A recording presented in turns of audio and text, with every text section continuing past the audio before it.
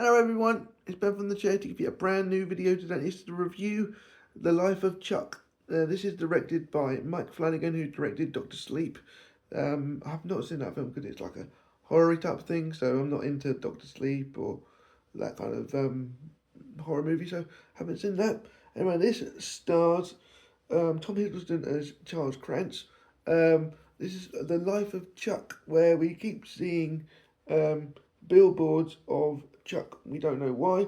This also stars Chubbaful Everfor as Marty Anderson, who is a teacher, and for some reason the internet has gone down and nobody can really cope with the internet being down. And he's a school teacher and he's just doing a parents' evening, and it's just the parents are like going out of their mind, as I would be and have done in the past when the internet's gone down. So it's realistic. And his ex-girlfriend, played by Karen Gillan, is Felicia, and she is a nurse in a hospital where everyone seems to want to not to be there anymore and just goes home randomly. So this film is a little odd because it kind of starts off with the end per se and then goes back to the beginning. We keep seeing these billboards and TV adverts for Charles Krantz and his 39 great years. We don't really know what it means. And to be perfectly honest, at the end of the movie, we don't know what that means. At the end of Act 3, which is Act 1, which is Act 3 because this film is played in reverse, we have these, what better word is like holograms in windows and stuff of Charles, and then it ends. We have no reason for them, they just turn up. There's no payoff for that, so it's a very weird thing to have in this kind of film, because this film is about, all I'm going to say is what you do with your life and how you spend it. That is the essence of the film without ruining it, really. It's what you do with your life and what choices you make. Now, for someone like me, if you've seen my previous video to this, would make a lot of sense. This film hit home with me. But that particular thing with the billboards and the holograms in the windows didn't have a payoff. And it was, I even checked the book and they were in there as well. So there was no, I didn't see a reason for them to be in the book either. They were just there for some kind of like mystery or sci-fi effect. But if you took that out, it wouldn't have been missing. So I do not understand why they're there. But other than that, the movie is great. We have Karen Gillan, as I say, plays this nurse. We have Jacob Trenby as young Charles. Now he is going to play Harry Potter in the new audiobooks.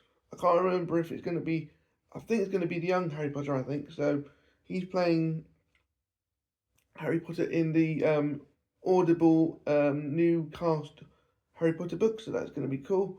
Mark Hammel as, I think, A.B. Krantz. He's like a accountant, and Charles is granddad, so that's kind of family and stuff. So I mean, as I say, this film is played in reverse, so you see things in reverse, how life plays out, and that's it really. It's about choices and who you meet and what you do with your life, and that's all I can really say about it.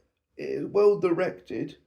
It is quite short. It's an hour and 45 minutes.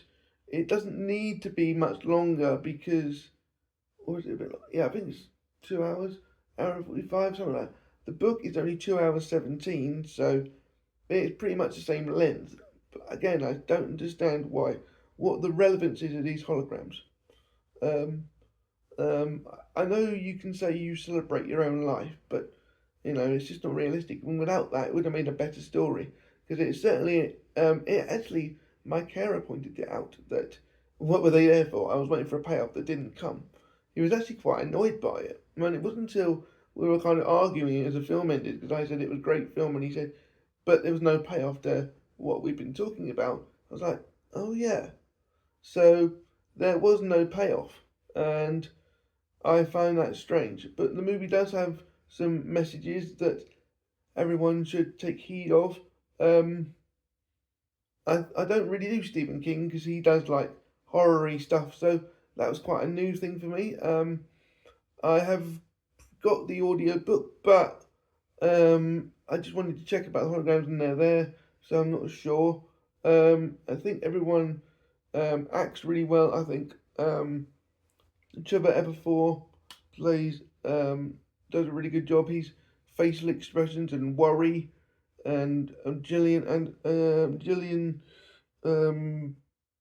oh god, Karen Gillan. What am I talking about?